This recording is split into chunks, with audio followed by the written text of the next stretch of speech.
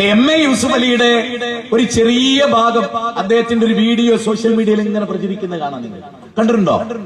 അദ്ദേഹത്തിന്റെ ഈമാനിന്റെ 10,000-1 നമ്മുടെ പണ്ഡിതന്മാർക്കില്ല, കേരളത്തിലെ പണ്ഡിതന്മാർക്ക്, മുസ്ലിം സംഘടനയുടെ പണ്ഡിതന്മാർക്ക് അദ്ദേഹത്തിന്റെ 10,000-1 ഈമാനിന്റെ അംശം. അതായത് അദ്ദേഹം ഒരു സാധാരണ കച്ചവടക്കാരനാണ്, ലോകം അറിയുന്ന ഒരു കച്ചവടക്കാരനാണ്, പണ്ഡിതനേ അല്ല. ഒരു അറബി കോളേജിൽ അദ്ദേഹം പഠിച്ചു. പക്ഷെ അദ്ദേഹത്തിനുള്ള തിരിച്ചറിവും ഇസ്ലാമും ഇവിടുത്തെ ഖമറുലുലമമാർ, സംശുലുലമമാർ അവർക്കില്ല.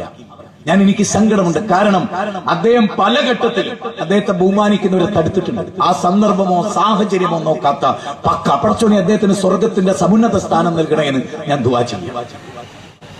അദ്ദേഹത്തിന് തുല്യനായ ഒരു ബിസിനസ്സുകാരനെ കേരളത്തിൽ ഒരു മതസംഘടനയിലും കാണാൻ പറ്റില്ല. അത്ര തിരുത്തിയ ഒരു മനുഷ്യന്.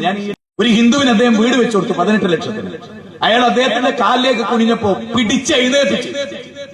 അങ്ങനെ വന്നിക്കേണ്ടത് പടച്ചോനെയാണ്, എന്നെയല്ല. ഞാൻ അവന്റെ അടിമയാണ്. ദൈവത്തിന്റെ മുന്നിലല്ലാതെ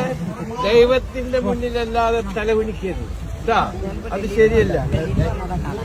ഇന്നും അദ്ദേഹം പറഞ്ഞ എന്താ, എന്റെ ഫോട്ടോ വെക്കാൻ പാടില്ല, ഞാൻ അള്ളാന്റെ അടിമയാണ്, ഞാൻ അള്ളാഹിനോട് മാത്രമേ പ്രാർത്ഥിക്കാവൂ. ഇത് പ്രാർത്ഥന ഹാളല്ലേ? അപ്പൊ എന്റെ ഫോട്ടോ എടുത്ത് മാറ്റണം. പ്രാർത്ഥന ദൈവത്തോടെയാണ്, ദൈവത്തിനോട് മാത്രമേ പ്രാർത്ഥിക്കാൻ പാടുള്ളൂ. അല്ല, എന്നെ നോക്കിക്കൊണ്ട് പ്രാർത്ഥിക്കണ്ട. അപ്പൊ ആയതുകൊണ്ട് ദയവ് ചെയ്ത് എനിക്ക് എടുത്തു മാറ്റുക. അള്ളാഹിനോട് മാത്രമേ പ്രാർത്ഥിക്കാവൂ, അള്ളാഹിനോട് മാത്രം പ്രാർത്ഥിക്കുക എന്നുള്ള ഇബ്ലീസിന്റെ വാദാണെന്നാണ് ഇവിടെ ഒരു മതസംഘടന പറഞ്ഞുകൊണ്ടിരിക്കുന്നത്. ചിന്തിച്ചു നോക്കി, ഒരു മുസ്ലിം സംഘടന അള്ളാഹിനോട് മാത്രം പ്രാർത്ഥിക്കുക എന്നുള്ള ഇബ്ലീസിന്റെ വാദമാണ്. അപ്പൊ എം.എ. യൂസുഫ് അലി ആരാണ്? ഇബ്ലീസിന്റെ വാദം ജനങ്ങളോട് പറഞ്ഞ ആളായി. എങ്ങനെയുണ്ട്? ചിന്തിക്കണം, നമ്മൾ ആലോചിക്കാനാണ്.